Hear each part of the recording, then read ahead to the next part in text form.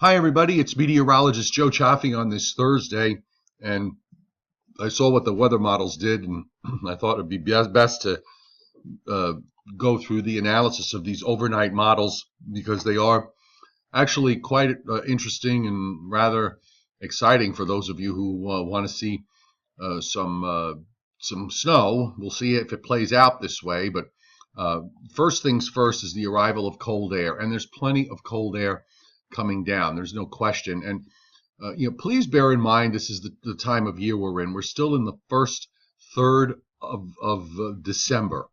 We haven't even gotten to the middle of the month yet.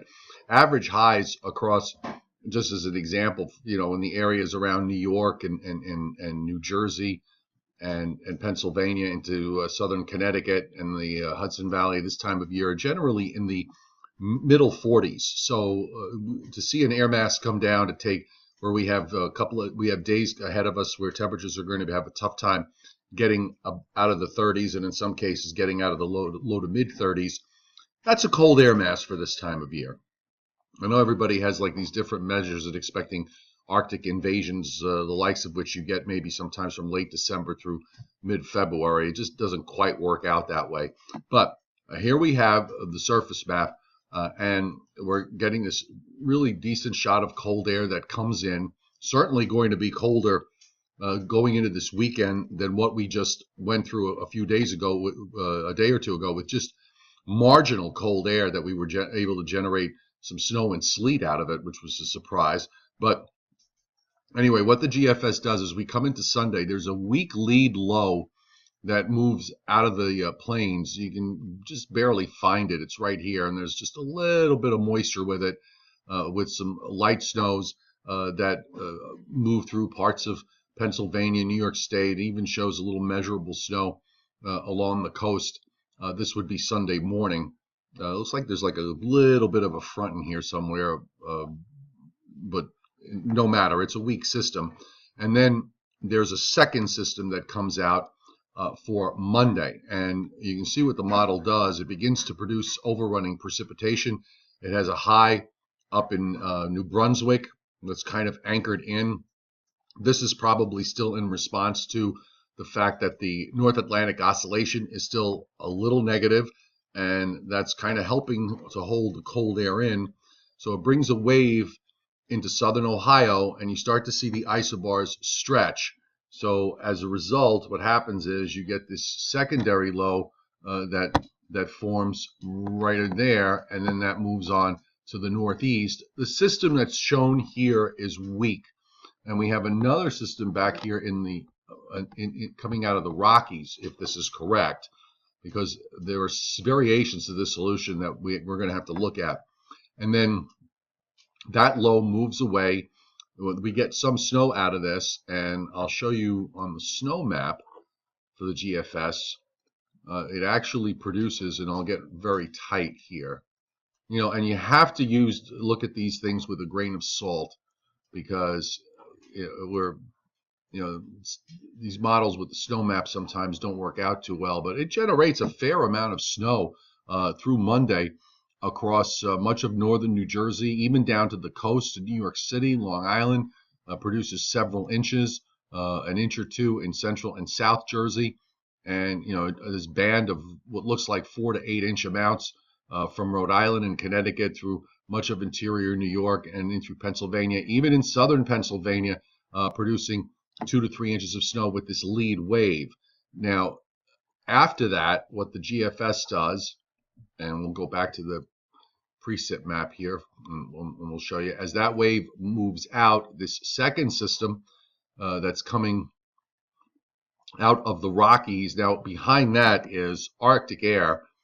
So there's an Arctic front with a wave that develops on it for later Tuesday, and it actually, you get maybe some snow at the start that goes to rain before the Arctic front goes by on Wednesday. So this is pretty fast. And then behind it, very cold air, certainly the coldest air of the season.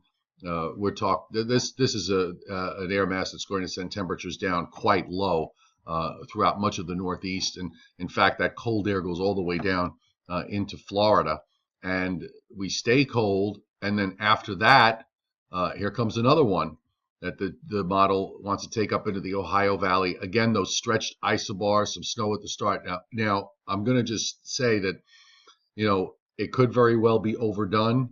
But this is at least showing the fact that we have system after system that comes out throughout the 2-week period on the model. The specifics are going to change, obviously, in the long range. But this thing for Monday, we're coming inside now 120 hours. So remember what I said the other day. I've said it a couple of times that this stuff may not become obvious until we get into the short range. And one of the things that the model does when you look at the longer range models, when you look out past day 8 or 9 and you look out to day 15 or 16, over the course of a number of days, it throws out a number of different ideas and solutions.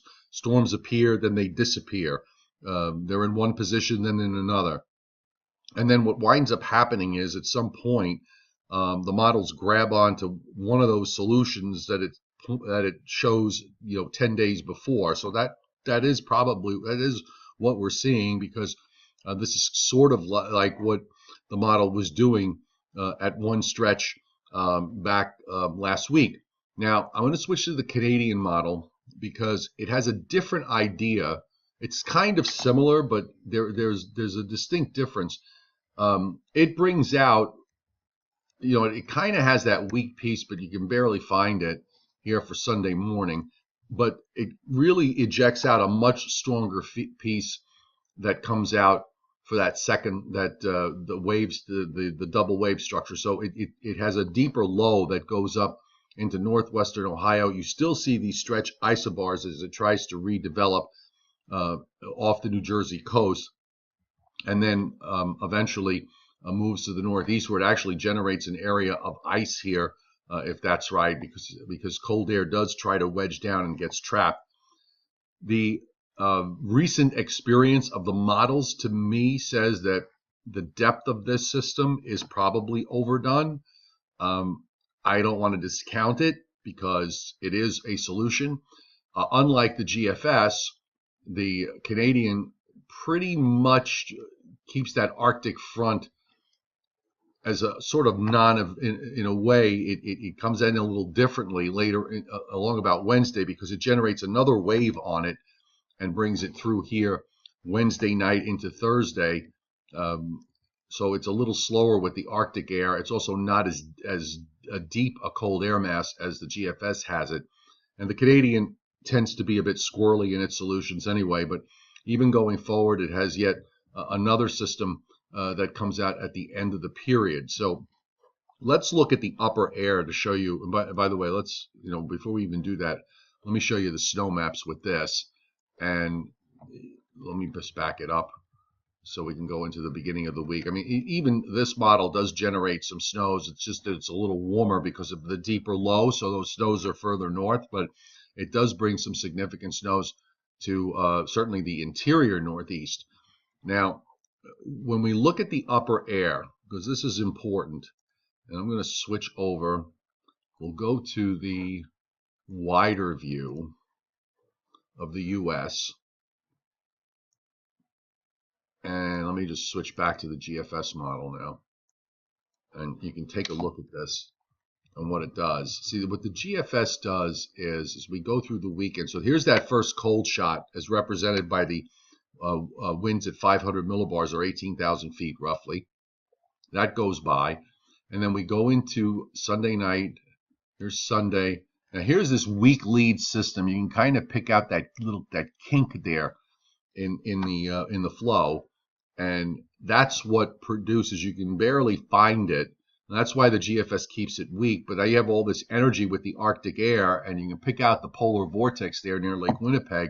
As that strengthens, the trough that forms with that swings around, so you get that second wave that develops for Tuesday night into Wednesday, and then that cold air, just very, very cold air. When you see these dark blues, that's telling you that's a very cold air mass that moves into the northeast. It's not that dissimilar to what the Europeans' idea of the magnitude of the cold air was during the day today. When we switch to the Canadian model, and I'll show you that, it's not nearly as defined with that vortex. It keeps the vortex further north, and you can see there's that, uh, it has that deeper kink with the system that's coming through for Monday. So that's why it takes it further north. And then the cold air, the core of the cold air stays further north on the Canadian, doesn't come quite as far south. And then you have this next system that's coming into the western states that moves eastward. So why don't we look at the wider view, and this might give you a better flavor of what's happening. And I'm going to go to the GFS model. One of the things that stands out that's causing all this is as we move through time. Let me just back it up here to the beginning. So here's that trough that brings in the cold air for the end of the week in this weekend. You can barely find that little kink right in there, okay? And I'll just draw on here for you. So there's that kink. Put it in black. So there's that kink. That's that lead system for Monday. Here's the polar vortex that's going to bring down the cold air, and the flow is straight out of the Arctic and Siberia. What's helping that along is this big upper ridge that's building up over Alaska. The flow in the Atlantic is pretty much straight west to east. You still have this active flow in the Pacific with weather systems moving along. And when we go further, you can see what happens with the vortex on the GFS, how deep it gets when it goes into the east. So here we have, and now we're into next Thursday, with this deep polar vortex here in southeastern Canada, and the airflow is just coming straight down out of the Arctic. And here's that big blocking upper high, and that's really what's kind of doing all this, in that it's forcing cold air to get displaced from the Arctic and Siberia and pushing it into the United States. And then as we move along through time, that vortex lifts up and moves around, and here it's getting replaced by another system, another vortex with a strong system that's going what we call negatively tilted. When you have something that's northeast to southwest, that's a positively tilted trough. So that tends to be progressive. In other words, things just move along pretty much from west to east. Whereas when a system goes negative like this, it lifts up from south to north. So the surface low is going to try and do the same thing. But you've got this big blocking high still over Siberia. So you've got this cold flow coming in. You also have some blocking on the model that shows up out in the Atlantic east of Greenland. So that's just kind of, enveloping everything and just holding it in place. So, this is a very, very dynamic pattern going forward for the eastern part of the United States. Now, over time, now we're starting to get late in the period. We still have, even here, now we can argue about the fact that this is going to obviously change, but we still have this flow that's coming down from the Arctic regions across Canada and eventually into the eastern states, and we've got these active weather systems that are just moving along one after another after another. So I think we're entering a very dynamic period here. Either way, I mean, in terms of the specifics, I don't know how it's going to all play out. And we can follow it along in terms of when we look at the temperature anomalies. So we can take a look at that, and we'll just back it up. And you can see just how cold everything is. So, here we are in current time. So this is the air coming in for this weekend. So you can see that large area of below normal temperatures. And, we get that weather system for early next week. So we have some temperature variations there, a little above normal. If we get an Arctic front that goes to the west like the GFS has, and then you can see that cold air just absolutely spreads out all of western Canada, all the way down into Florida, all of the northeast into southeastern Canada, all very, very cold here. This is all much below normal air that's coming down for the second half of next week. And then, you start to get, here's another shot that comes in right around December 20th on the GFS, and it just seems like it keeps reloading. Now we're getting close to Christmas here, and you still got all of this as much below normal. and with that flow from Canada, it would suggest that eventually it will get into the east. So bottom line is we have a very, very dynamic pattern ahead. And, we're going to see what happens with regards to early next week. We'll look at the model runs, of course, during the day, and I'll keep you updated on meteorologistjoechaffee.com and weatherlongisland.com. And also, don't forget ssstormchasers.com. As the weather gets more active, they'll be getting involved. And subscribe to my weather app if you're in the New York, New Jersey, Long Island, Hudson Valley, Connecticut, and Eastern Pennsylvania area for local-based forecasts. Are just 99 cents a month. You get an ad-free experience. It really helps me out to keep everything going here. And in the meantime, be sure you have a great Thursday.